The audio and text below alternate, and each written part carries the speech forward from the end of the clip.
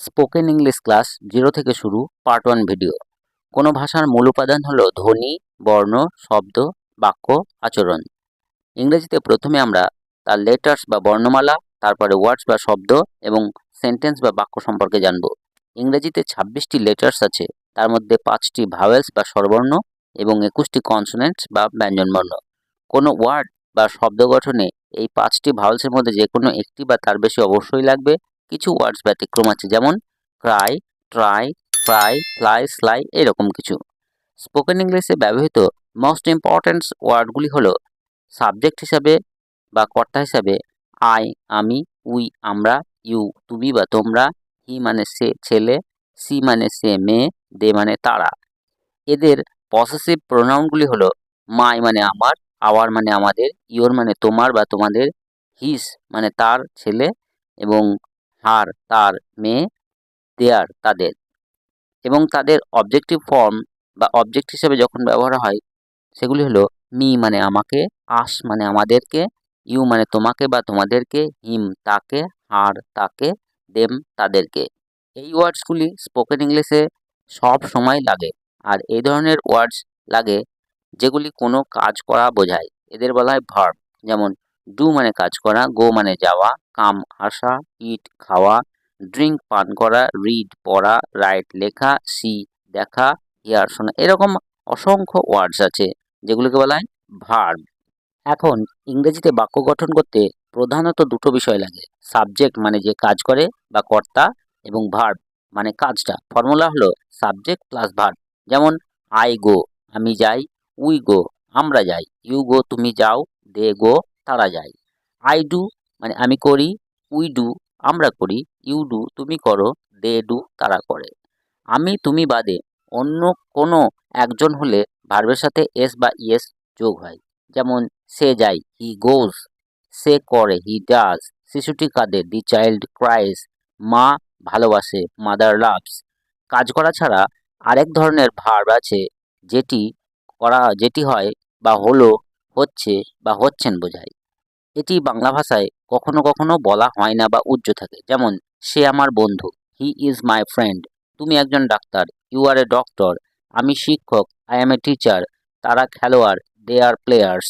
এই am is আর এবং এদের যে পাস্ট ফর্ম ওয়াজ ওয়্যার, এগুলি হলো বি ভার্ব। যখন সাবজেক্ট এবং অবজেক্ট বা কমপ্লিমেন্ট একই ব্যক্তি বা বিষয় হয় তখন বি ভার্ব বসে। যেমন সি ইজ এ নার্স, এখানে সাবজেক্ট সি বা তিনি এবং নার্স একই ব্যক্তি, তাই এখানে বি ভার্ব ইজ বসেছে। বা সাবজেক্ট ও অবজেক্ট আলাদা হলে তখন হ্যাজ হ্যাভ অথবা হ্যাড বসে। যেমন আই হ্যাভ এ কার, আমার একটা গাড়ি আছে। এখানে সাবজেক্ট আই আর অবজেক্ট কার আলাদা বিষয় বা বস্তু, তাই হ্যাভ বসেছে। এই হ্যাজ হ্যাভ হ্যাড কারো অধিকারে কোনো কিছু আছে বা ছিল বোঝাতে ব্যবহার করা হয়। যেমন তোমার একটা লাল কলম আছে, you have a red pen. তার একটি বই আছে, হি হ্যাজ এ বুক। তাদের একটি বাড়ি ছিল, দে হ্যাড এ হাউস। আবার যদি বলা হয় আমার কোনো ব্যাগ নেই, এই নাবাচক করতে হ্যাজ হ্যাভ এর পরে নো বসালেই হয়।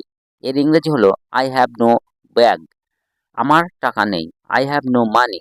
তোমার বই নেই, ইউ হ্যাভ নো বুক। তার কেউ নেই, হি হ্যাজ নান। অনুরূপভাবে বি ভার্বের ক্ষেত্রে am is R was wire এর পরে নট বসে।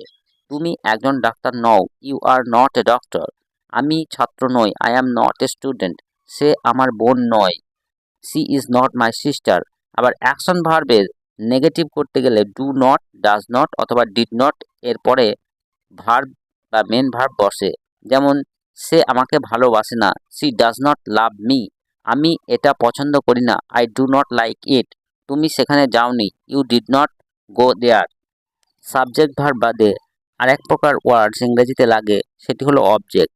ভার্বের কাজটি যার উপর ক্রিয়াশীল হয়, এই অবজেক্ট ভার্বের পরে বসে। অর্থাৎ formula subject plus verb plus object. যেমন আমি ভাত খাই, এখানে সাবজেক্ট আমি আই, ভার্ব খাই, ইট, অবজেক্ট ভাত, রাইস। অর্থাৎ আমি ভাত খাই এর ইংরাজি হলো আই ইট রাইস। এই ধরনের বাক্যের ক্ষেত্রে বাংলার সাথে ইংরেজির একটা তফাৎ আছে। বাংলা কর্ম বা অবজেক্টকে আগে বসাতে হয়। যেমন ভাত, পরে বসে কাজ করা বা ভার্বটি খাওয়াটা বসে। সে কাজটা করে, হি ডাজ দি ওয়ার্ক। তারা ফুটবল খেলে, দে প্লে ফুটবল, তুমি বইটা পড়ো, ইউ রিড দ্য বুক। অতীতকালের ক্ষেত্রে ভার্বটির পাস্ট ফর্ম বসে, যেমন আমি কাজটা করেছিলাম, আই ডিড দ্য ওয়ার্ক, তুমি সেখানে গিয়েছিলে, ইউ ওয়েন্ট দেয়ার, তারা এখানে এসেছিল, দে কেম হেয়ার।